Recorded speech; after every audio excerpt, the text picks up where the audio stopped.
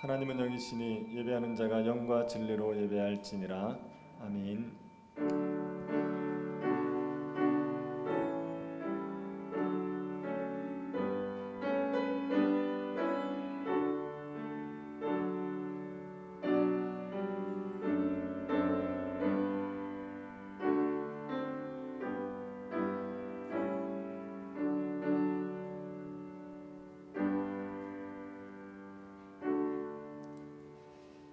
거룩하시고 자비하신 하나님께서 우리를 주의 백성 삼으셔서 예배자가 되게 하심을 감사드립니다.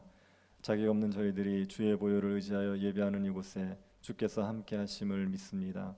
영광 가운데 계신 주를 보게 하시고 하나님을 아는 기쁨이 우리에게 충만하게 하여 주옵소서. 우리의 어두워진 눈이 주의 은혜로 밝아져 자비하신 하나님을 보며 합당한 경배를 드리게 하여 주옵소서. 거룩하신 예수님 이름으로 기도드립니다. 아멘. 찬송가 36장 찬양하겠습니다.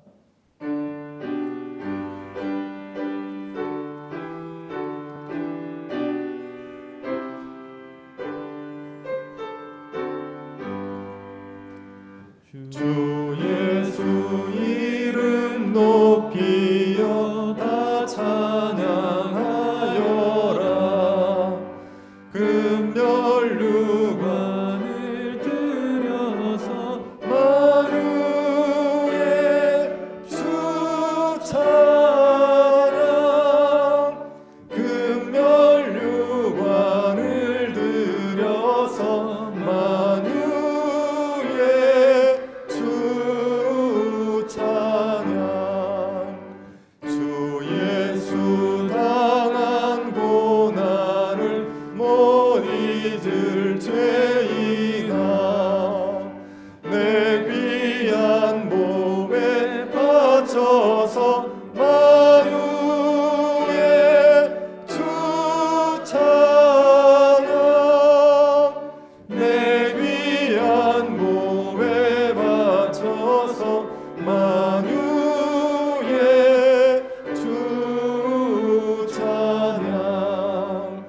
이 지구 위에 거하는 온 세상 사람들, 그 크신 위여 높여서 만유의 주 찬양. 그 크신 위여 높여서 만유의 주 찬양. 주 믿는 성도 다 함께 주 앞에 엎드려 무궁한 노래 불러서 만유의 주 찬양. 무궁한 노래 불러서 만유의 주 찬양. 아멘. 사도신경으로 신앙 고백하겠습니다. 전능하사 천지를 만드신 하나님 아버지를 내가 믿사오며 그 외아들 우리 주 예수 그리스도를 믿사오니 이는 성령으로 잉태하사 동정녀 마리아에게 나시고 본디오 빌라도에게 고난을 받으사 십자가에 못 박혀 죽으시고 장사한 지 사흘 만에 죽은 자 가운데서 다시 살아나시며 하늘에 오르사 전능하신 하나님 우편에 앉아 계시다가 저리로서 산 자와 죽은 자를 심판하러 오시리라. 성령을 믿사오며 거룩한 공예와 성도가 서로 교통하는 것과 죄를 사하여 주시는 것과 몸이 다시 사는 것과 영원히 사는 것을 믿사옵나이다. 아멘. 오은열 장로님 기도하시겠습니다. 다 같이 기도드리겠습니다. 사랑과 긍휼이 풍성하신 하나님 아버지, 하나님 아버지의 권능과 은혜에 감사 찬양을 드립니다. 더욱 감사하기는 어디로 나아갈 바를 몰라 헤매는 수많은 사람들 가운데 저희들을 택하여 주신 은혜에 감사드립니다. 참으로 저희들의 속성으로는 흠이 많고 죄성으로 하나님 앞에 나아갈 수 없는 존재들이오나 예수 그리스도를 알게 하시고 예수 그리스도를 믿음으로 하나님을 알게 하시며 주님의 자녀로 하나님 앞에 나와 하나님께 예배를 드리며 회개와 간구함을 드리게 하여 주심을 무한 감사드립니다. 또 한 주간 세상 살면서 고단하며 세상 유혹과 소욕을 따라 넘어짐 속에서도 타는 목마른 오늘 주일을 맞이하여 주님 앞에 나와 예배드립니다. 하나님 아버지, 저희에게 먼저 하나님께 영광의 예배를 드리게 인도하여 주옵시고 저희에게는 풍성한 은혜를 내려 주시옵소서. 이어 이 시간 저희 잘못을 돌아보게 하심을 감사드립니다. 하나님 아버지, 저희 좁은 소경과 교만함으로 교회와 십자가 전파에 도움이 되는 모퉁이 되기보단 걸림돌이 될 때가 너무나 많았습니다. 또 저희 굳은 목과 육체의 소욕을 꺾으시고 낮추셔서 석축 사이의 사이돌이 되게 하여 주옵시고 가난한 마음을 주셔서 교회와 성도 간의 충만함에 쓰임받는 조그만 도구로 사용되게 인도하여 주시옵소서. 하나님 아버지, 하나님께서 지으신 아름다운 이 땅, 지금 자연의 질서와 질서의 파괴와 코로나 바이러스로 인하여 온 세상의 많은 사람들이 생활의 퇴전을 이어가고 있으며 힘겨운 하루를 견디는 이웃들이 많습니다. 이 이웃들을 위로하여 주시옵소서. 또 내일에 대한 염려와 두려움 속에 갈등하는 하나님의 자녀들 구하여 주옵시고 이 모든 어려움 속에서도 하나님을 굳게 믿으며 소망 있는 삶으로 인도하여 주시기를 또한 간절히 원합니다. 하나님께서 창조하신 이 땅의 공기와 물, 무한히 무제한으로 순수하며 대가 없이 호흡하며 마셔야 할 물들, 이러한 것들이 사람들의 탐욕과 편리함을 추구하다가 이제 바이러스와 산업재해물, 플라스틱 등으로 오염되어 우리의 생명과 많은 대가를 지불하게 되었습니다. 하나님께서 말씀으로 이 세상을 창조하심 같이 하나님의 크신 권능으로 이 땅의 공기와 물들을 제자리로 돌아가게 하여 주시옵소서. 그리고 우리들이 마음속엔 탐욕과 편리성을 추구함보다는 하나님의 사랑과 절제함이 더 큰 자리를 차지하게 하여 주시어 이 땅을 지키며 생육하게 인도하여 주시옵소서.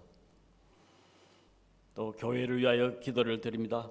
우리 교회를 이끌어 가시는 목사님에게는 늘 영육간에 강건하게 지켜주옵시며 성령 충만케 하옵시며 명철한 지혜를 주시옵소서. 또 말씀을 전파하실 때 권능으로 기름 부어 주옵시고 권능으로 말씀을 전하게 하여 주시옵소서. 또 주여 일학교를 인도하시며 도우시는 부교육자들에게도 같은 은혜를 내려주시길 또한 간절히 원합니다. 또 우리 성도들 가운데 어려운 환경과 질병으로 고통받는 성도들이 있습니다.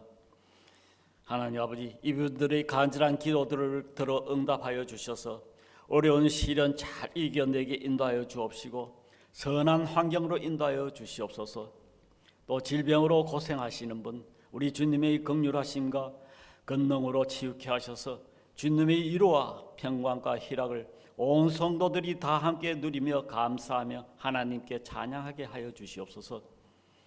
또 다음 세대를 위하여 오랜 기간 동안 교육자들이 겨울 수련회를 준비하고 있습니다. 준비하시는 교육자, 교사, 또 참여하는 주일 학생들에게는 성령 충만한 겨울 수련회가 되도록 선한 환경들을 허락하여 주시옵소서. 또 우리 학생들에게는 하나님께서 이 세상을 지으심과 예수 그리스도의 십자가의 복음이 우리 마음밭에 깊이 새겨지게 하셔서 그들의 일생이 시냇가에 심겨진 나무들 같이 복 있는 자리에서 살아가게 인도하여 주셨기를 또한 간절히 원합니다. 예배당 이전 문제, 또 이전 문제는 주 안에서 계획된 일정대로 잘 진행되도록 인도하여 주옵시고 3월에 있을 직분자 선출, 선하고 충성된 일꾼들을 많이 세워주시기를 간절히 기도드립니다. 하나님 아버지, 나라와 교회를 위하여 기도드립니다. 이 나라, 이 민족을 긍휼히 여겨 주옵시고 자유와 정의와 공평이 이 나라를 이끌어가는 지도 이념이며 모든 이의 공동의 가치 판단의 기준이 되게 인도하여 주시옵소서. 또 이 땅의 교회들이 예배가 회복되고 하나님의 사랑하심과 십자가의 복음을 전파하는 참 사랑의 공동체가 되게 하여 주시기를 또한 간절히 기도드립니다. 오늘 이 예배의 모든 순서 성령 하나님께서 주관하여 주옵시고 또 말씀과 찬양 속에 우리들의 믿음이 늘 소망 가운데 감사하며 기쁨이 충만한 삶으로 인도하여 주시기를 간구드리며 이 모든 기도는 우리를 죄에서 구원해 주신 예수 그리스도의 이름으로 기도드리옵나이다. 아멘.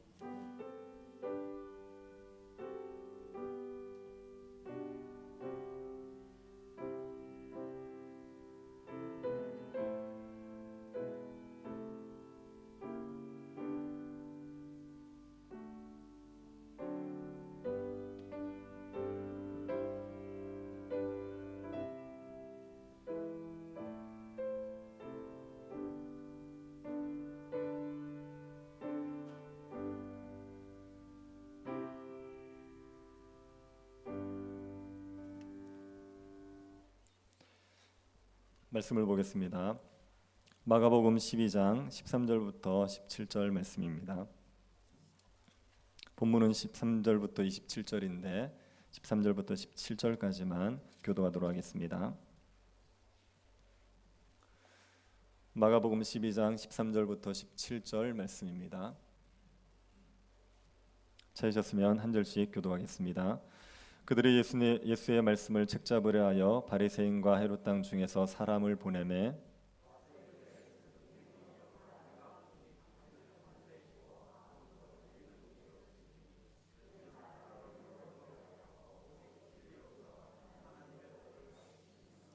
가이사에게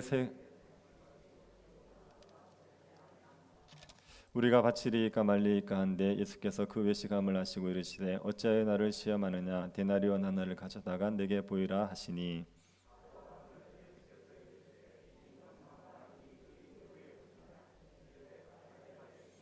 같이 보겠습니다. 이에 예수께서 이르시되 가이사의 것은 가이사에게 하나님의 것은 하나님께 바치라 하시니 그들이 예수께 대하여 매우 놀랍게 여기더라. 아멘. 사람이 태어날 때가 있으면 죽을 때가 있는 것처럼 나라가 건국될 때가 있으면 망할 때가 있기 마련입니다. 사람이 만든 나라들 중에 영원한 나라는 없습니다. 때가 되면 멸망을 하게 됩니다. 나라가 망할 때가 되면 어떤 현상들이 나타나겠습니까? 한비자라는 책을 보면 나라가 망할 때 47가지의 요소들이 나타난다 이렇게 얘기합니다. 47가지의 요인 중에 이런 것들이 있습니다. 통치자들과 백성들이 법을 소홀히 여기고 계략에만 힘쓴다. 국내 정치는 어지럽게 두고 외세에만 의존한다. 선비들이 논쟁만 즐기고 상인들은 나라 밖에 재물을 쌓아두고 대신들은 개인적인 이권만 추구한다. 군주가 누각이나 연못을 좋아해서 대형 토목공사를 일으켜 국고를 탕진한다. 군주가 고집이 센 성격으로 간언을 듣지 않고 승부에 집착하며 또 제멋대로 자신이 좋아하는 말만 한다. 나라의 창고는 텅 비어 있는데 권세자들의 창고는 가득 차고 백성들은 가난한데 장사하는 사람들은 서로 짜고 이득을 얻어서 반역도가 득세하고 권력을 잡는다. 이런 현상들이 나타나고 나서 나라가 멸망한다고 말합니다. 나라가 멸망할 때 되면 이런 현상들이 나타나게 되지요. 후삼국을 통일하고 475년 동안 나라를 지속했던 고려가 멸망할 때도 이런 현상들이 나타났습니다. 고려 멸망기에는 권문세족들의 부정부패가 극에 달했던 때였습니다. 백성들을 착취해서 자기들의 배를 채우는 데만 급급했습니다. 그리고 이 권문세족들이 사병을 소유하고 있었기 때문에 왕권이 너무나도 약했습니다. 그런 상황에서 요동정벌이라는 무모한 전쟁까지 벌이면서 고려는 망하게 되는 겁니다. 나라가 망하기 전에는 이미 썩은 냄새들이 진동하기 마련입니다. 그래서 외부에서 보면 저 나라는 망하겠구나 그렇게 알 수 있는데 정작 그 안에 있는 사람들은 나라가 망할 거라는 생각을 하지 못합니다. 특별히 권력자들, 권력에 취해 있는 사람들은 나라의 멸망의 징후를 보고도 그 멸망을 알지를 못하는 상태에 빠집니다. 그래서 부패한 나라에 있으면서도 스스로 부패했다 생각 자체를 하지 못하게 될 수 있습니다. 예수님 당시에 이스라엘도 그랬습니다. 이스라엘은 썩을 대로 썩어 있었습니다. 하나님의 백성들이라고 말하는 그들이 실제로는 하나님의 백성들이 아니었습니다. 강도들이었습니다. 하나님께서 그런 이스라엘의 멸망을 작정하시죠. 예수님께서 무화과 나무를 마르게 하신 그 일이 이스라엘이 망할 것, 멸망할 것을 보여주는 겁니다. 이스라엘은 무너질 겁니다. 예루살렘 성벽은 무너지고 성전은 불타게 될 것이고 사람들은 사로잡히거나 죽게 되는 일들이 일어날 겁니다. 그렇게 멸망이 작정되어 있었습니다. 그런데 이스라엘의 종교 지도자들은 도무지 그런 사실들을 깨닫지를 못합니다. 이스라엘이 썩을 대로 썩어 있었는데도 불구하고 나라가 썩었다는 것을 생각하지 못하고 망할 것을 생각하지를 못했습니다. 하나님께서는 그 이스라엘 백성들을 멸망시키고 나서 새로운 하나님의 백성들을 만드실 계획입니다. 예수 그리스도를 믿는 자들로 말미암아 새로운 하나님의 백성들을 이루지요. 교회가 새로운 하나님의 백성들입니다. 이스라엘 백성들이 멸망하는 이유가 무엇이겠습니까? 또 하나님께서 새로운 백성들에게 요구하시는 것이 무엇이겠습니까? 예수님과 종교 지도자들과의 논쟁을 보면은 왜 이스라엘 백성들이 멸망하는지를 알 수 있습니다. 그리고 새로운 하나님의 백성들인 교회에 하나님께서 요구하시는 바가 무엇인지를 알 수가 있습니다. 예수님에게 종교 지도자들이 와서 권세에 대해서 물었죠. 무슨 권위로 이런 일을 하십니까? 그렇게 물었었습니다. 그래서 권위에 대한 논쟁이 있고 나서 그러고 나서 바리새인들과 헤롯 왕이 또 예수님을 찾아오게 됩니다. 바리새인들은 율법을 지키는데 목숨을 건 사람들입니다. 하나님 앞에 어떻게든 의롭게 살아야 된다. 그래서 율법을 지키기 위해서 정말 자기의 전력을 기울이는 사람들입니다. 이런 바리새인들은 로마에 대해서 적대적이에요. 굉장히 로마를 싫어하고 반로마적인 사람들입니다. 그에 반해서 헤롯 왕은 친로마적이에요. 헤롯 왕은 헤롯 왕을 따르는 사람들입니다. 그런데 이 헤롯이 로마에 의해서 세워진 왕입니다. 그러니 헤롯 왕들은 다 로마를 따르는 친로마적인 사람이죠. 그래서 바리새인들과 헤롯 왕은 서로 함께 할 수가 없는 사람들이에요. 추구하는 바가 전혀 다르기 때문에 절대로 연합할 수 없는 사람들입니다. 우리나라 일제강점기에 독립군하고 친일파가 같이 할 수 있겠습니까? 그 연합이 안 되는 것처럼 헤롯 왕과 바리새인들도 연합이 안 됩니다. 그런데 이들이 함께 손을 잡고 예수님에게 옵니다. 무엇 때문에 왔습니까? 예수님을 책 잡으려고. 책을 잡는다는 얘기는 허점을 노려서 함정에 빠뜨린다는 얘기입니다. 예수님에게 한쪽에 치우친 그런 말들을 끄집어내서 그것을 트집 잡아 예수님을 함정에 빠뜨리기 위해서 이 두 사람이 연합해서 온 겁니다. 그런데 이들이 예수님을 책 잡으러 와서는 그 의도를 숨겨요. 그리고 예수님을 굉장히 축혀 세웁니다. 14절 한번 보십시오.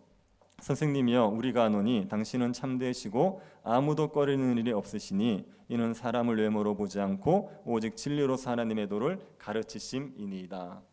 예수님에게 당신이 참 참됩니다 이렇게 얘기합니다. 편협됨이 없이 바르게 가르치는 선생님입니다 이렇게 얘기합니다. 이렇게 얘기하는 이유는요, 예수님이 그 누구의 눈치도 보지 않고 바른 말을 하시는 분이다 그렇게 축혀 세우는 거거든요. 그렇게 축혀 세우는 이유가 뭐냐면 자신들이 하는 질문에 대해서 예수님이 회피하지 못하게 하기 위한 겁니다. 곤란한 질문을 할 텐데 그런데 그것을 회피하지 못하게 하기 위해서 예수님 당신은 참되신 분입니다. 사람들 눈치 보지 않고 바르게 가르치시는 분입니다. 그렇게 축혀 세운 겁니다. 그러고 나서 이들이 질문을 하죠. 가이사에게 세금을 바치는 것이 옳으니까 옳지 아니하니까. 바리새인과 헤롯 당이 예수님을 책잡기 위해서 한 질문은 세금에 관한 질문이었습니다. 여기서 말하는 세금이라는 게 로마에 바치는 인두세라는 겁니다. 우리 지금으로 얘기하면 주민세 같은 겁니다. 그 당시에 인두세를 내는 문제는요, 경제적인 문제가 아니라 정치적인 문제였습니다. 인두세를 바친다, 이것은 로마의 속국임을, 로마의 정치 체제를 인정한다, 그런 의미가 돼요. 사무엘서를 보면 다윗이 에돔을 정복하고 나서 거기에 수비대를 두거든요. 그런데 요세푸스라는 역사가 그것을 어떻게 해석하냐면 다윗이 에돔에다가 인두세와 토지세를 부과했다 이렇게 해석합니다. 그래서 그 에돔을 정치적으로 정복했다는 의미에서 인두세를 부과한 것 이렇게 해석하기 때문에 인두세를 낸다는 얘기는 그 정치 체제, 자기를 지배하고 있는 그 로마에 복종한다 이런 의미가 되는 거죠. 그러니까 유대인들이 이 인두세 내는 문제에 굉장한 거부감을 가지고 반발했던 겁니다. 인두세를 로마 사람들이 AD 6세기경에 부과를 합니다. 근데 그때 반란이 일어나요. 갈릴리 유다라는 사람이 반란을 일으킵니다. 로마 사람들이 진압은 시켰지만 그러나 유대인들은 굉장히 인두세에 대한 불쾌감을 가지고 있었습니다. 그런 상황에서 인두세를 내라, 로마의 세를 바쳐라, 그렇게 얘기하면 민족의 배반자가 되는 겁니다. 그런데 인두세를 바치면 안 된다, 이렇게 얘기하면 로마의 반역자가 되는 겁니다. 이건 어느 쪽으로 얘기해도 한쪽 편에 공격을 받을 수밖에 없는 질문입니다. 그래서 사두개인들과 이 바리새인들과 헤롯 당이 예수님이 대답을 회피하지 못하게 하기 위해서 추켜 세우신 거예요. 예수님은 누구의 눈치도 보지 않고 바르게 가르치신 분 아닙니까? 세금을 낼까요 말까요? 그렇게 물었던 겁니다. 예수님께서 이들의 속셈을 아셨어요. 그래서 그들에게 책망하시죠. 너희들이 왜 나를 시험하느냐? 이들은 지금 외식하고 있는 거거든요. 예수님을 정말 이렇게 존중하고 예수님의 답을 듣고 싶은 게 아니라 책 잡고 싶은 마음 때문에 예수님에게 온 거기 때문에 너희들이 왜 나를 시험하느냐, 그렇게 책망하셨습니다. 그리고 이 세금의 문제에 대해서 예수님께 회피하지 않으세요. 이 문제에 대해서 정면 독파하십니다. 답을 주십니다. 예수님께서 사람들에게 데나리온 하나를 가져오라 그럽니다. 로마의 동전이 데나리온이거든요. 그걸 하나를 가져와라. 그러고 나서 묻죠. 이 글이 여기에 있는 형상과 글이 누구 거냐. 그 당시에 데나리온의 동전에 이런 형상과 글이 있었습니다. 여러분 보시기에 오른쪽 편, 여러분 보시기에 왼쪽 편이 앞면이고요. 그 오른쪽 편이 뒷면입니다. 앞면에 있는 사람 얼굴은 이건 티베리우스 황제의 얼굴입니다. 그리고 옆에 글이 쓰여져 있는데 이 글은 아우구스투스의 아들 신성한 아우구스투스 티베리우스 가이사, 이렇게 합니다. 그래서 아우구스 황제의 아들인 또 신의 아들 티베리우스 황제, 이런 의미가 적혀 있습니다. 그리고 그 뒷면에는 티베리우스의 어머니로 추정되는 리비아의 모습이 여신처럼 그려져 있어요. 그러고 나서 그 주위에 있는 글은 대제사장, 이런 글입니다. 이런 동전에 이렇게 로마 황제를 신성시하는 사진 형상과 글이 있었던 거죠. 그러니까 유대인들이 되게 싫어했겠죠. 예수님께서 이걸 딱 보여주면서 이 형상과 이 글이 누구 거냐, 그렇게 물었습니다. 이게 누구 거겠습니까? 가이사의 것이죠. 그래서 사람들이 가이사의 것입니다, 이렇게 대답했습니다.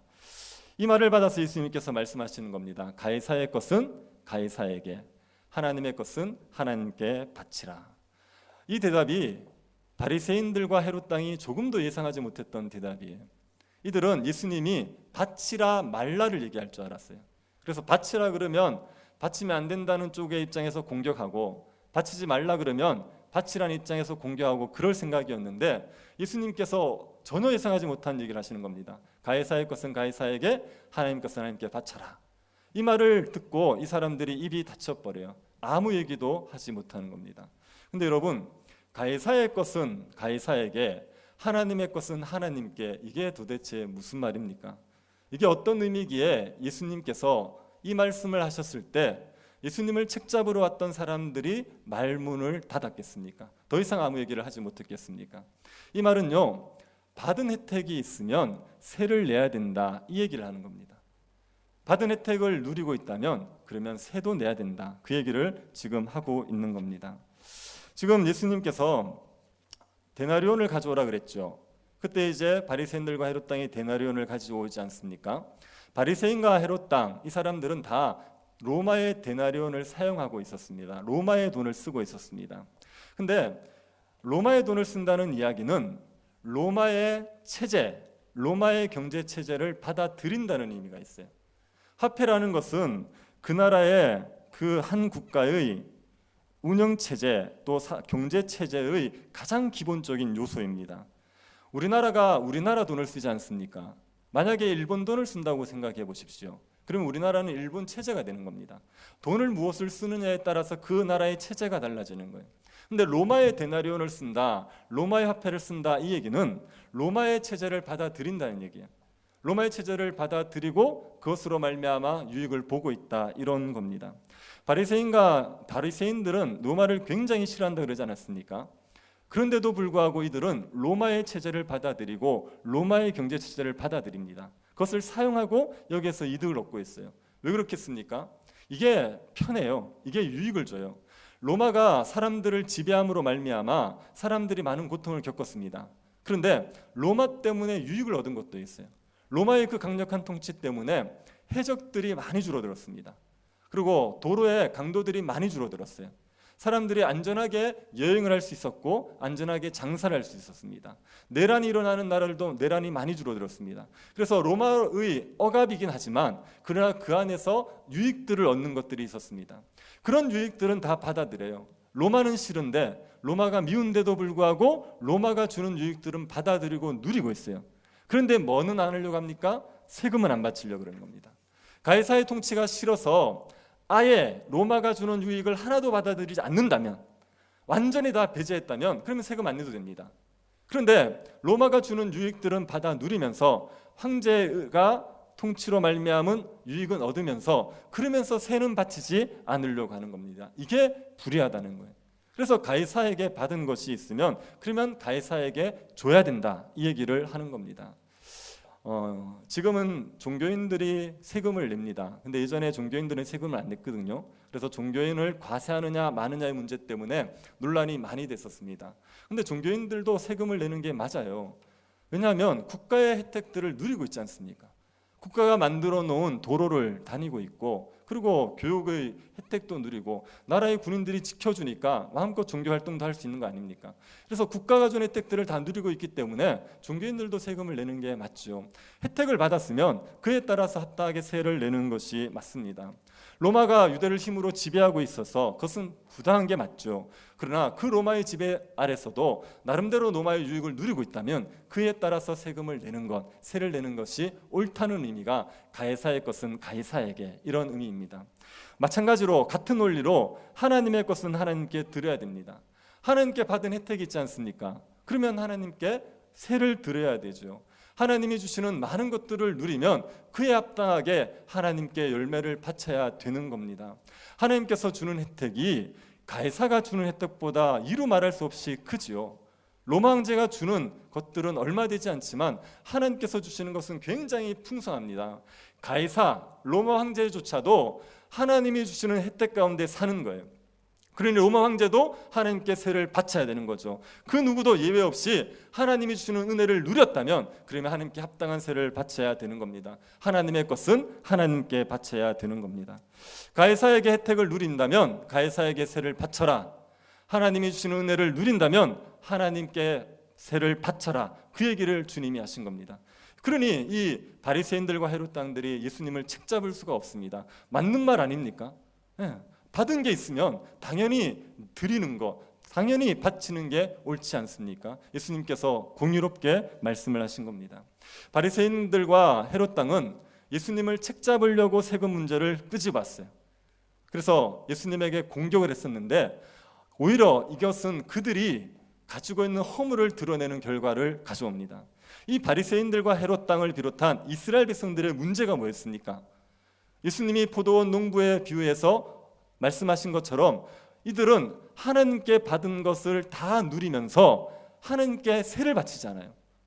하나님이 주시는 포도원, 하나님이 주시는 모든 필요한 것들을 다 누리고서 거기에서 이득은 얻는데 거기에 따라 세를 바치려고 하지 않는 겁니다. 아니, 자기가 받아서 누리는 것들이 있으면 당연히 보답을 해야 되고 당연히 세를 바쳐야 되는데 그 일을 하지 않는 겁니다.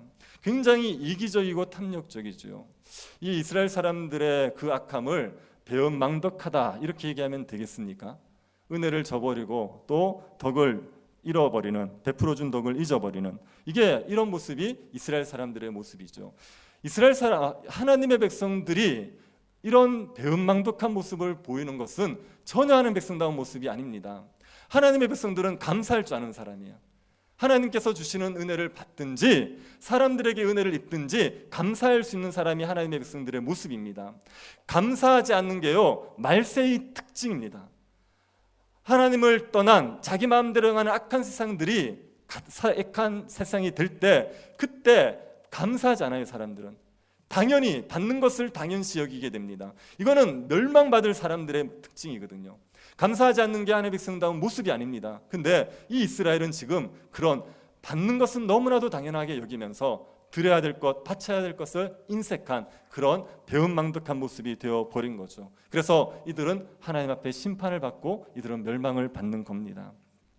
그러면 하나님의 백성들은 어떻게 살아야 됩니까? 하나님께서 하나님의 백성들에게 요구하시는 바는 무엇이겠습니까? 가이사의 것은 가이사에게, 하나님의 것은 하나님께 바쳐야 되는 겁니다. 신자는 두 나라에 속한 사람들입니다. 우리는요, 대한민국 국민과 동시에 하나님 나라의 백성이에요. 그래서 우리는 두 나라에 같이 속해져 있습니다. 그러니 대한민국 국민으로서 자기가 속한 나라의 국민으로서의 의무를 다해야 돼요. 내가 하나님의 백성이기 때문에 하나님만 잘 섬기면 돼, 나라에 어떻게든지 세상에 어떻게든지 상관없어, 그렇게 얘기하시면 안 됩니다. 우리는 하나님의 백성으로서 의무를 다해야 될 뿐 아니라 우리가 속해 있는 나라의 백성으로서의, 국민으로서의 의무도 다해줘야 되는 겁니다. 신자가 군대를 안 가려고 하면 안 돼요. 자꾸 이렇게 머리에 써가지고 살을 빼든지 뭐 찌우든지 뭐 이래가지고 군대를 빠지겠다 이런 생각을 하면 안 돼요. 할 수 있으면 국방의 의무를 다하려고 해야 됩니다. 신자가 세금을 떼먹으려 하면 안 됩니다. 납세하는 것을 아까워하면 안 돼요. 나라로 모든 혜택은 다 누리면서 세금 내는 것을 뭐 인색악서 어떻게든 세금을 떼먹으려고 그렇게 하면 안 됩니다. 신자들은 자녀들을 교육을 잘 시켜야 됩니다. 나라의 유익이 될 사람들로, 사회의 보탬이 될 사람들로 자녀교육을 잘 시켜야 돼요. 어떻게든 열심히 일해서 세금 내고 나라를 조금 더 풍요롭게 할 생각을 해야지, 나라에서 준 혜택만 받아 누리겠다고 그렇게 살아가면 안 됩니다. 신자는 정치에 관심을 가져야 돼요. 신자가 정치에 무관심하면 안 됩니다. 정치가 어떻게 돌아가는지 알고 바르게 투표를 하셔야 돼요. 그리고 정치적인 문제에 있으면 나름대로 의견을 내고 정치에 참여하셔야 되는 겁니다. 교회는 정치적인 이슈에 함부로 개입하면 안 됩니다. 교회는 신령한 일을 위해서 교회가 전력을 기울여야 돼요. 사람들에게 복음을 전하고 사람들을 구원하는 일을 해야 된단 말이에요. 그런데 정치적인 이슈, 이래도 되고 저래도 되는 이슈에 말려버리면, 그러면 교회가 해야 될 신령한 일을 할 수가 없습니다. 한쪽 편을 잃어버리게 돼요. 그렇기 때문에 교회가 정치적인 이슈에 함부로 개입하지 않습니다. 만약에 국가가 악하게 되는 경우가 있어요. 국가가 하나님의 통치를 거스리고 하나님을 대적하는 불의한 일을 할 때가 있습니다. 그때는 교회가 선지자 사명을 감당해야 됩니다. 이것이 말씀에 어긋났다고 명백하게 얘기하고 국가의 권력에 대해서 저항하고 국가의 권력에 대해서 우리가 할 말을 할 수 있습니다. 그러나 그런 문제가 아니면 정치적인 이슈에 함부로 개입하지 않습니다. 교회는. 그러나 신자들은 정치적인 이슈에 관심을 기울이셔야 돼요. 정치에 무관심하시면 안 되고 정치를 잘 이해하셔서 투표를 잘 하셔야 됩니다. 바른 사람들을 뽑기 위해서 최선을 다해야 됩니다. 제가 한 가지, 이게 그냥 이렇게 여담처럼 드리는 말씀은요, 예수 믿는다고 무조건 표를 주지 마십시오. 아시겠습니까? 예, 자꾸 대한민국을 기독교 국가로 만드시려고 그러면 안 돼요. 그거는 성경적인 원리도 아니고요, 될 일도 아닙니다. 정치인은 누구를 뽑아야 되냐면요, 공의를 행할 사람을 뽑아야 돼요. 악한 자들에게 벌을 줄 수 있고요, 선한 자들을 장려해 줄 수 있는 그런 사람을 뽑아야 됩니다. 국가의 역할은 공의를 이루는 거예요. 그러니까 그런 사람들을 잘 분별할 수 있도록 정치에 관심을 기울이고 투표하고 정치적인 의견을 가지는 이런 것들이 신자들에게 필요합니다. 그리고 정치적인 은사가 있으신 분들은 신자들이 정치에 들어가는 거예요. 그래서 국회의원이 되든지 무슨 장관이 되든지 그래서 나라를 공의롭게 통치하도록 애를 써야 되는 겁니다. 그래서 신자가 나라의 일에 관심을 기울이고 국민으로서의 의무를 다해야 되는 겁니다. 국가에 대한 의무를 다한다는 의미에서 기본적으로 법을 지키셔야 돼요. 가장 기본적인 교통법규부터 법을 지키는 습관을 들이셔서 국가의 국민으로서의 의무를 다하셔야 됩니다. 여러분, 교회에서 뒤편 주차장에서 나갈 때 좌회전 이거 하시면 안 됩니다. 뭔 말인지 아십니까? 일방통행이기 때문에 나가실 때 좌회전 하시면 안 돼요. 또 뭐 불법 루턴을 한다든지 과속한다든지 무단횡단하든지 그런 기본적인 교통법규를 어기시면 안 돼요. 그런 기본적인 것부터 지키면서 어떻게든 나라의 법을 지키려고 하셔야 됩니다. 세금 떼먹으려고 하지 마십시오. 우리가 제일 많이 떼먹는 세가 부가가치세예요. 현금 내면 10% 깎아주십니다. 그 유혹이 얼마나 달콤한지. 교회에서도 물건을 사게 되면요, 부가가치세 10%면요 어떨 때는 몇백만 원이 될 수 있어요. 그런 것들의 유혹에 넘어갈 수 있습니다. 그런 거 아까워하지 마십시오. 세금 낼 건 내십시오. 그런 것 떼먹고 부자 못 됩니다. 그러니 하나님은 국가의 국민으로서의 의무를 감당하시겠다 생각하시고 국가를 위해서 우리가 할 수 있는 일을 하셔야 됩니다. 교회가요 자꾸만 나라의 덕만 보려고 하면 안 됩니다. 나라가 교회의 덕을 좀 봐야 되지 않겠습니까? 교회가 있다는 것 때문에 나라가 유익을 좀 얻어야 되지 않겠습니까? 그러니 가이사의 것은 가이사에게 바치는 겁니다. 하나님의 것은 하나님께 바쳐야 되죠. 하나님께 받은 은혜들이 있으면 그러면 하나님께 받은 은혜들이 많지요. 우리는 그러니 하나님께 당연히 바쳐야 되는 겁니다. 수입이 있으면 소득의 11조를 드리시는 거죠. 소득의 11조를 드리는 것을 아까워하지 마십시오. 하나님께서 우리에게 직장을 주신 겁니다. 하나님께서 우리에게 지혜를 주시고 건강을 주신 거예요. 우리에게 주신 것들 하나라도 거둬가시면 우리가 일할 수 없거든요. 그러니까 그런 것들을 드리는 것을 아까워하지 마십시오.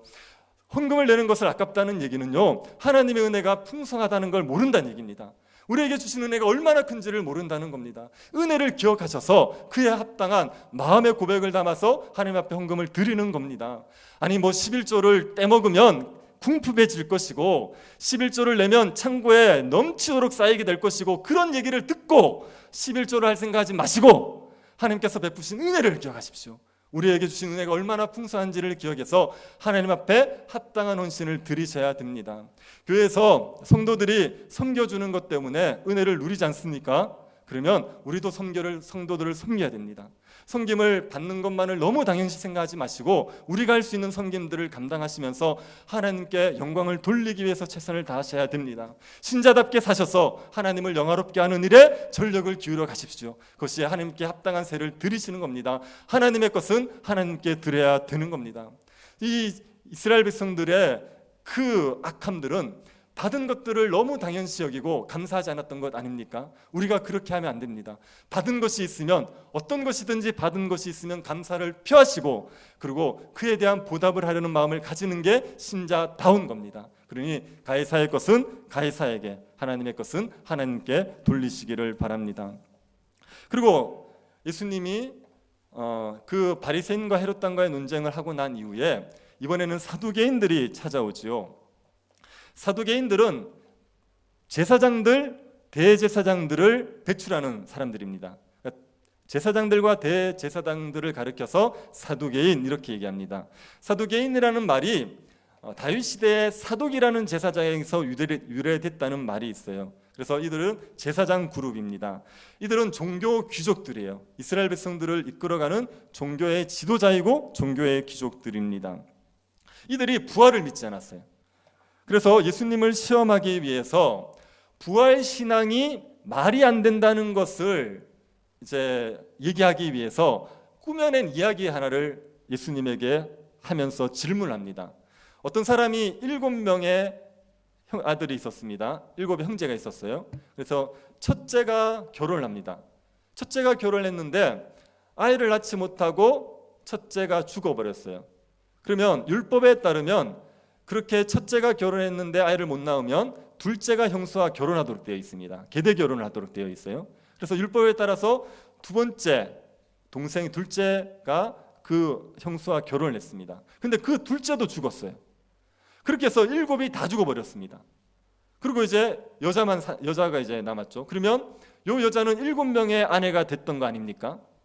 만약에 부활을 했을 때 그러면 누구의 아내가 되냐는 거예요. 첫째 아내가 돼야 됩니까? 둘째 아내가 돼야 됩니까? 누구의 아내가 돼야 됩니까? 이거를 물은 겁니다. 사두개인들은 모세오경만 인정했어요. 나머지 성경 인정하지 않고 모세오경만 인정했습니다. 근데 요 모세오경에 보면은 부활에 대한 신앙이 없다는 거예요. 부활을 얘기할 만한 근거가 없다는 겁니다. 그리고 모세오경에 보면 율법에 보면 계대 결혼을 허용했는데 요 계대 결혼과 부활이라는 게 충돌되지 않느냐. 그러니 모세오경에 없는 부활이라는 부활 신앙이 없다는 것을 근거와 계대 결혼과 충돌된다는 것 때문에 부활은 없다 이렇게 주장하는 사람입니다. 그래서 이제 예수님이 가서 이 꾸며낸 이야기를 물은 거예요. 그때 예수님께서 뭐라고 얘기합니까? 24절 한번 보시겠습니까? 예수께서 이르시되 너희가 성경도 하나님의 능력도 알지 못함으로 오해함이 아니냐.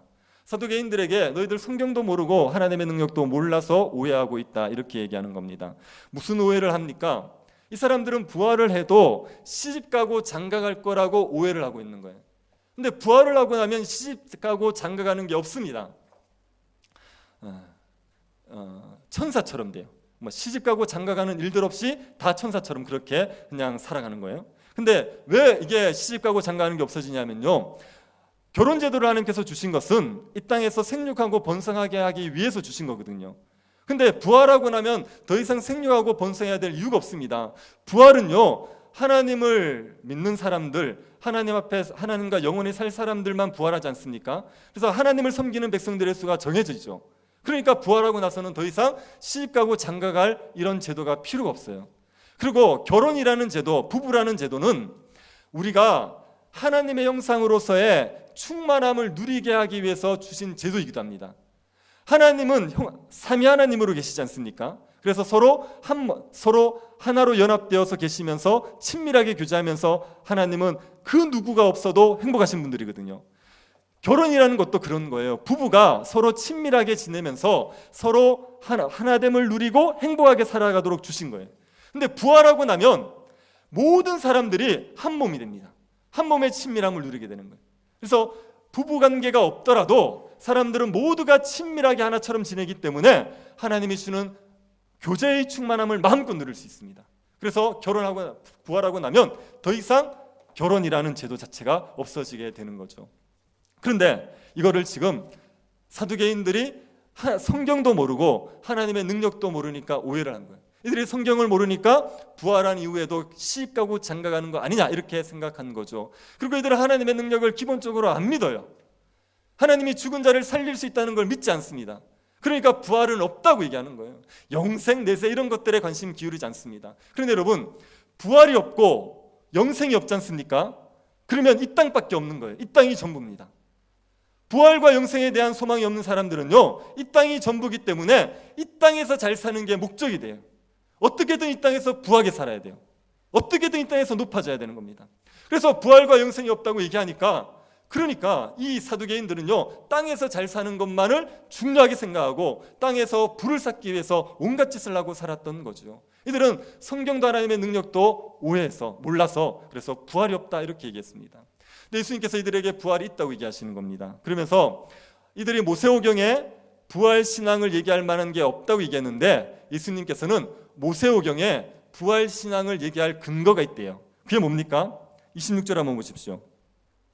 죽은 자가 살아난다는 것을 말할진대 너희가 모세의 책 중 가시나무 떨기에 관한 글에 하나님께서 모세에게 이르시되 나는 아브라함의 하나님이요 이삭의 하나님이요 야곱의 하나님이로다 하신 말씀을 읽어보지 못하였느냐. 요 이야기는 모세가 그 호렙산에서 하나님의 부름을 받을 때 떨기나무에 불이 타는 것을 보지요. 그때 이제 하나님을 만난 거거든요. 그때 하나님께서 나타나서 하신 말씀이 뭐냐면 나는 아브라함의 하나님, 이삭의 하나님, 야곱의 하나님이다 이렇게 얘기했다는 겁니다. 그래서 요 구절을 가지고 부활이 있다는 근거 구절로 예수님께서 말씀하신 거예요. 근데 왜 이게 부활이 있다는 근거 구절이 되겠습니까? 아브라함의 하나님, 이삭의 하나님, 야곱의 하나님 이렇게 말씀하실 때 아브라함과 이삭과 야곱은 이미 죽었습니다. 그들은 이미 무덤에 있어요. 그런데 하나님께서 그들을 아브라함의 하나님, 이삭의 하나님, 야곱의 하나님 이렇게 부르시거든요. 그런데 이 아브라함과 이삭과 야곱은 하나님의 언약을 받은 자들이에요. 하나님께서 아브라함의 언약을 주셨죠. 많은 자손을 주겠다, 가나안 땅을 주겠다, 복을 누리게 해주겠다, 복의 통로가 되게 해주겠다 이런 아브라함의 언약을 주셨단 말이에요. 아브라함의 언약을 아브라함도 받았고 이삭도 받았고 야곱도 받았습니다. 그런데 이들이 아브라함의 언약의 완전한 성취를 받습니까? 못 받거든요. 언약이 성취되는 맛을 보긴 했지만 실제로 이게 성취되는 걸 이들은 보지를 못했습니다. 언약이 성취되는 걸 보지 못하고 죽었단 말이에요. 그러면 하나님께서 아브라함과 이삭과 야곱에게 하신 언약을 지키자면 그러면 어떻게 하셔야 됩니까? 죽은 그들을 살려내셔야 돼요. 살려내셔야지 언약의 성취가 이루어지는 걸 보게 되는 거죠. 그래서 하나님께서 아브라함과 이삭과 야곱의 하나님이라고 이렇게 얘기하시는 것 자체가 이 죽은 아브라함과 이삭과 야곱을 살려내셔서 그들에게 약속의 성취를 주실 것이라는 것을 내포하고 있기 때문에 이 구절이 부활을 얘기하는 구절이라고 예수님께서 언급하신 겁니다. 그리고 예수님 말씀하시는 거죠. 하나님은 죽은 자의 하나님이 아니라 산 자의 하나님이다. 그래서 하나님께서는 부활을 이루실 분이라고 여기에서 성경 구절을 근거로 예수님이 말씀하신 겁니다. 이 제사장들, 이들이요 종교 지도자들이에요. 근데 이들이 뭘 안 믿습니까? 부활을 안 믿어요. 이들이 영생을 안 믿어요. 아니 종교 지도자들인데 이들이 부활과 영생을 안 믿으면 어떻게 합니까? 예수도 성경도 알지 못하고 하나님의 능력도 알지 못해서 이들이 정말 중요한 부활 신앙을 믿지 않고 있으면, 그러면 일반 사람들이 어떻게 이 부활 신앙을 믿을 수가 있겠습니까? 요즘으로 치면 이런 거죠. 우리 교단에서 제일 높은 사람이, 그냥 지위적으로 제일 높은 사람이 총회장입니다. 총회장이 부활과 영생을 안 믿는다고 해보십시오. 총회장이 부활과 영생을 안 믿어요. 노회장이 부활과 영생을 안 믿어요. 교회 담임 목사가 부활과 영생을 안 믿어요. 그러면 성도들이 부활과 영생을 믿겠습니까? 부활과 영생을 안 믿으면 어떤 문제가 생깁니까? 이 땅이 전부라니까요. 이 땅에서 다 끝을 봐야 돼요. 그럼 이 땅에서 부하게 살아야 되고 이 땅에서 높아져야 되는 겁니다. 이 땅에다가 모든 것을 걸고 살아가야 되는 거죠. 그러면 끊임없이 탐욕에 사로잡혀서 어떻게든 부를 쌓으려고 하고 어떻게든 높아지려고 하는 거죠. 그래서 이스라엘이 강도의 소굴이 되는 거예요. 예루살렘이 강도의 소굴이 되어버린 겁니다. 이스라엘 사람들이 강도짓을 하면서 하나님의 백성답게 살아가지를 않게 되는 거죠. 그래서 예수님께서 이 부활신앙에 대해서 얘기하시면서 그들의 부활신앙 없음이 드러나게 되는 거고, 이들은 하나님의 능력도 알지 못했고 성경도 알지 못해서 그래서 이들은 결국 망하게 되는 겁니다. 여러분, 오늘날 교회의 문제도 부활과 영생을 안 믿는 것 때문이라고 생각들지 않습니까? 교회에 온갖 문제들이 일어나고 있지 않습니까? 하나님의 백성답지 않은 온갖 일들이 교회 안에서 벌어지고 있지 않습니까? 그 원인이 부활과 영생을 믿지 않는 것 때문 아니겠습니까? 교회에서 누가 부활을 안 믿는다고 얘기합니까? 이 얘기는 교회에서 함부로 얘기할 수 없어요. 나는 부활을 안 믿어요. 나는 천국을 안 믿어요. 그리고 어떻게 교회를 다닙니까? 그래서 교회 안에서 부활과 영생을 안 믿는다고 아무도 얘기하지 못합니다. 근데 실제로는 안 믿는 거예요. 실제로는 안 믿고 이 땅이 전부라고 생각을 하는 겁니다. 그래서 어떻게든 이 땅에서 부해지려고, 어떻게든 이 땅에서 지위를 높이려고, 어떻게든 이 땅에서 명예를 얻으려고 하는 겁니다. 이 땅에서 열매를 거둘 수 없는 것들, 그런 것들에는 가치를 두지 아니하고 어떻게든 이 땅에서 눈에 보이는 것들만 추구하면서 살아가게 되는 거죠. 그러다 보니까 신자답게 살지 못하고 교회가 정말 교회답지 못한 일들을 자꾸만 하게 되는 겁니다. 여러분, 예수 그리스도를 믿는 사람들이 복음을 위해서 살면 하나님이 기뻐하신다고 생각하십니까? 복음을 위해서 자기의 삶을 다 드리고 정말 복음을 위해서 전력으로 기울여 살아가면 하나님께서 기뻐하셔서 천국에서 상을 많이 주실 것을 믿습니까? 이렇게 반응이 없습니까? 이것 때문에 안 들리나요 지금? 믿습니까? 그런데요, 그 믿음 가지고 한번 살아보십시오. 그 믿음 가지고 사는 순간부터 온갖 어려움을 겪을 겁니다. 복음을 전하고 살면 낭만적일 거라고요? 아니요, 그렇지 않아요. 삶이 얼마나 힘들어지는지 아십니까? 이 교회에서 풀타임으로 섬기는 사역자들은요, 복음을 전하고 싶은 마음 때문에 풀타임 사역자가 된 거 아니에요. 교회에 들어와서 사역을 해보십시오. 교육자들의 생활을 교회에서 충분하게 책임져 주지 않습니다. 저 같은 담임 목사가 정도 되면, 또 규모가 좀 크면 괜찮은데요, 그런데 웬만한 교회에서는 부교육자들에게는 생활을 책임져 주지 않아요. 생활을 할 만큼 사례를 그렇게 주지 않아요. 그러면 그냥 이제 기본적인 것만 하고 살아야 돼요. 뭐 이렇게 여행 한번 가는 것도요 너무 어렵고요, 외식 한번 하는 것도 너무 어렵고요, 뭐 취미 활동 이런 거 접고 그냥 밥만 먹고 겨우 살아야 됩니다. 사모님들이 일을 하면 조금 여유가 있어요. 그런데 그렇지 않으면 그냥 이제 정말 생존을 하는 거예요, 생존을. 근데 그런 삶들을 살면 너무 이게 경제적으로 쪼달리니까 정말 그걸 계속 고민하고 살아야 됩니다. 그렇게 살아가야 돼요. 선교사님들은 더해요. 연말만 되면 후원이 끊길 게 걱정이에요. 그래서 그 눈치, 이 눈치 저 눈치 다 보게 됩니다. 주를 위해서 다 버리고 영광을 위해서 살겠다 그랬는데 맨날 이렇게 애들 크는 학원비 걱정해야 되고 교육 걱정해야 되고 그런 걸 하고 살아야 되는 거예요. 이름은 있습니까? 누가 알아줍니까? 아니 뭐 이렇게 큰 교회에서나 이름이 좀 난리죠. 복음을 위해서 사는 풀타임 사역자들 중에 이름을 날리는 사람은 극소수에 불과해요. 대부분의 사람들은 무명으로 사는 겁니다. 시골에서 20명 30명 데리고 목회하고 있는데 누가 알아줍니까? 그거를. 그렇게 이름 없이 사는 겁니다. 그러면 열심히 사역하면 이름을 날리겠죠? 아니요, 평생 열심히 사역해도 이름 없이 살다가 죽어요. 노년이 되면 또 먹고 사는 거 걱정하고 그러고 죽게 되는 겁니다. 아니 이 땅이 전부라고 생각해 보십시오. 그러면 누가 이렇게 살고 싶습니까? 한 번밖에 없는 세상에 남들처럼 골프도 치고 여행도 다니고 그리고 좋은 차도 타고 싶고 그렇게 살고 싶죠. 이 땅이 전부라고 생각하면요, 그러면 이 땅에서 낮은 자처럼 가난한 자처럼 사는 이런 삶을 감당해낼 수가 없어요. 부활이 있다는 걸 믿어야죠. 영생이 있다는 걸 믿으니까. 그러니까 이 땅에서 낮은 자처럼 정말 밑바닥 인생처럼 살아도 그래도 부활과 영생에 대한 소망 때문에 버텨낼 수 있는 것 아닙니까? 이게 있어야지 세상과 타협하지 않을 수 있단 말이에요. 왜 성도들이 자꾸 세상과 타협합니까? 세상과 동화됩니까? 왜 돈 좀 벌겠다고 신자로 살 수 없는 그런 짓을 합니까? 영생과 부활을 안 믿으니까요. 이 땅이 전부라고 생각하니까요. 땅에서 좀 쌓아야 되니까요. 편하게 살아야 되니까요. 부를 누려야 되니까요. 그 영생과 부활에 대한 소망이 없으면요, 이 땅에서 잘 사는 걸 위해서 신자로서 얼마든지 포기해버릴 수 있단 말이에요. 이걸 못 믿으니까 그러니까 자꾸만 신자다운 삶을 포기하고 세상에서의 편안한 삶과 안락을 자꾸 추구하게 되는 거죠. 부활과 영생을 믿으셔야 됩니다. 부활이 있다는 걸 믿으십시오. 주님이 오시게 되면 우리가 얼마나 잘 살았는지, 부하게 살았는지로 평가하지 않으실 거예요. 내가 맡겨준 복음을 위해서, 나를 위해서 얼마나 충성됐는지, 신실하셨는지로 평가하실 겁니다. 주님을 만날 날이 있죠. 그걸 기억하십시오. 주님 만나서 우리가 다 심판받을 거고 주님을 만날 날이 있다는 것, 그날을 기억하시면서 살아가셔야 되는 겁니다. 부활과 영생을 믿으셔야 돼요. 이거는요, 말씀을 모르고는 믿을 수 없어요. 성경을 모르는 사람이 부활을 믿어요? 안 됩니다. 교회에서 백날 들어도 성경에 대해서 지식이 없고 하나님께서 어떻게 일하셨는지 하나님의 역사를 성경을 통해서 보지 않는 사람들은 부활과 영생에 대한 믿음을 가질 수가 없어요. 말로는 부활과 영생을 믿는다고 말하죠. 그런데 그게 마음에 와서 그래서 삶을 바꾸는 일은 되지 않습니다. 말씀을 보셔야 됩니다.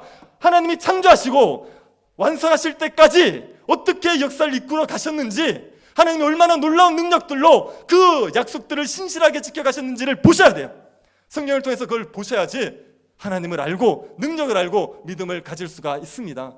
그래야 우리가 이 땅에서 하나님 백성다운 합당한 삶들을 살아갈 수가 있습니다.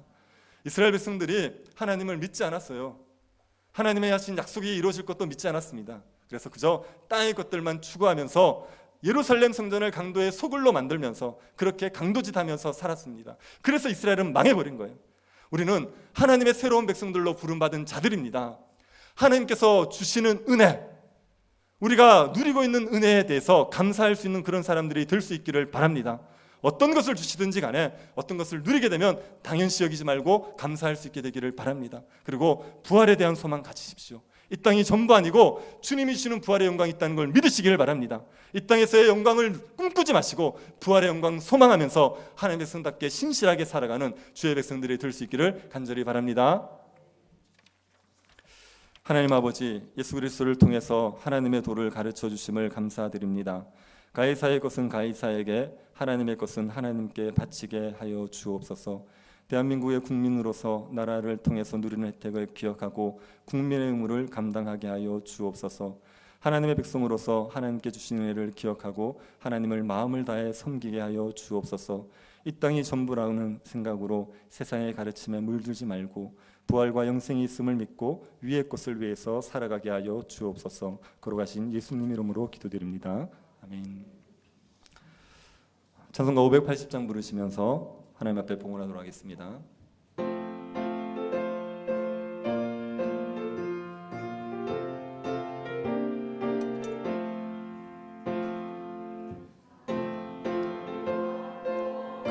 금수강산 하나님 주신 동산, 삼천리반도 금수강산 하나님 주신 동산, 이 동산에 할 일 많아 사방의 일꾼을 부르네. 곧 이날에 일 가려고 그 누가 대답을 할까. 일하러 가세 일하러 가 삼천리 강산 위에. 하나님 명령 받았으니 반도강산에 일하러 가세.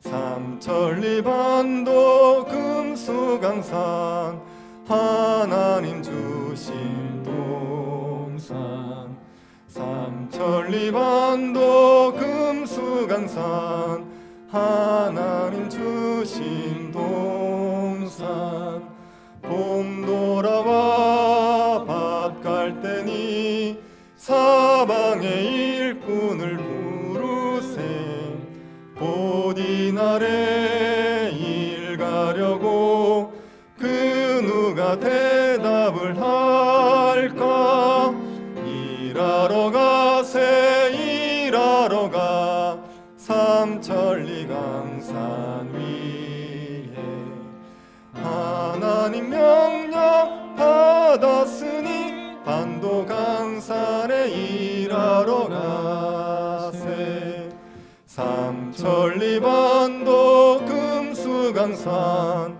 하나님 주신 동산 삼천리 반도 금수강산 하나님 주신 동산 곡식이고 거둘 때니 사방의 일꾼을 부르네 곧 이날에 일 가려고 그 누가 대답을 할까 일하러 가세 일하러 가 삼천리 강산 위에 하나님 명령 받았으니 반도 강산에 일하러 가세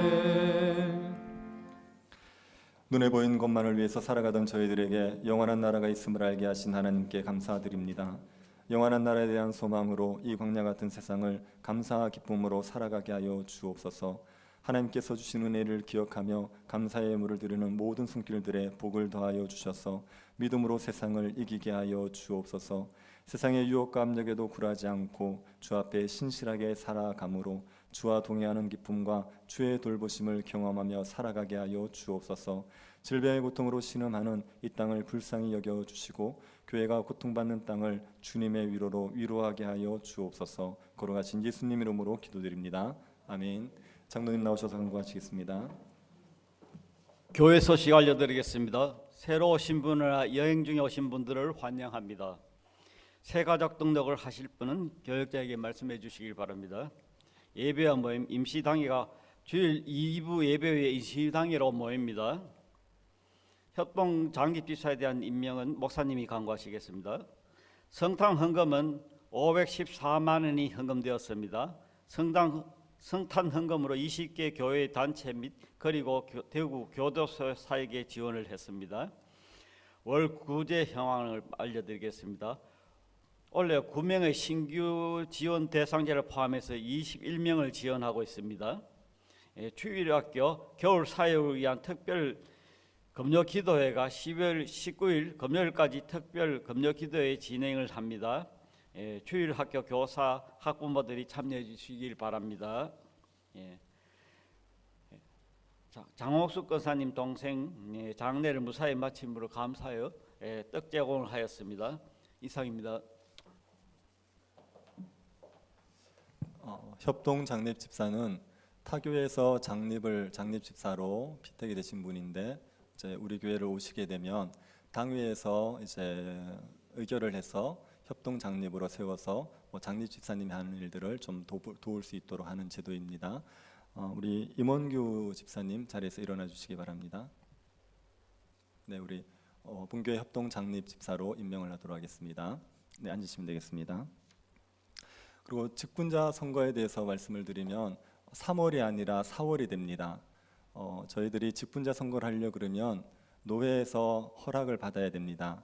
그런데 노회가 3월에 하던 노회가 4월로 이렇게 하도록 이렇게 저희가 법이 바뀌었습니다. 그래서 4월에 노회를 해서 허락을 받고 나면 그러면 4월 중순이나 말쯤에 그때 직분자 선거를 하게 됩니다. 노회 일정이 나오게 되면 그때 저희들이 정확하게 일정을 공지해 드리도록 하겠습니다. 네, 다 같이 일어나셔서 주기도문 찬송하고 축도 예배를 마치겠습니다.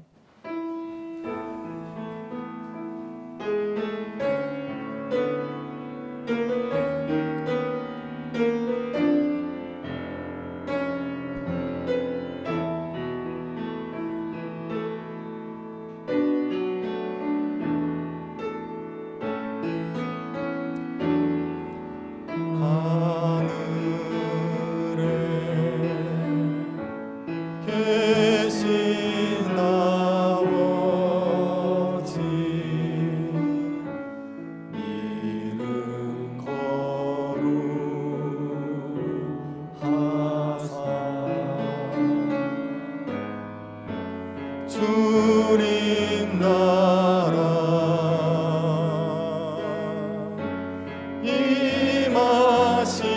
임하시고 뜻이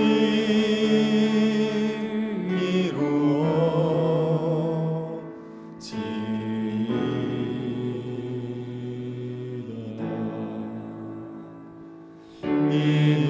일용할 양식 주시고 우리들의 큰 죄 다 용서하옵시고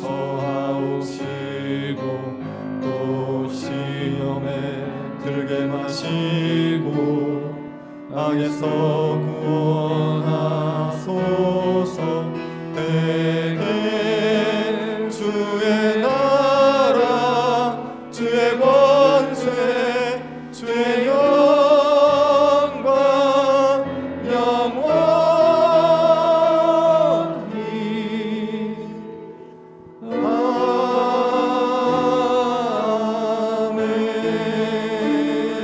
아멘. 지금은 우리 주 예수 그리스도의 은혜와 하나님의 사랑과 성령의 교통 이루하심이 사랑하는 주의 백성들의 머리 위에 지금으로부터 영원토록 함께 있을지어다. 아멘.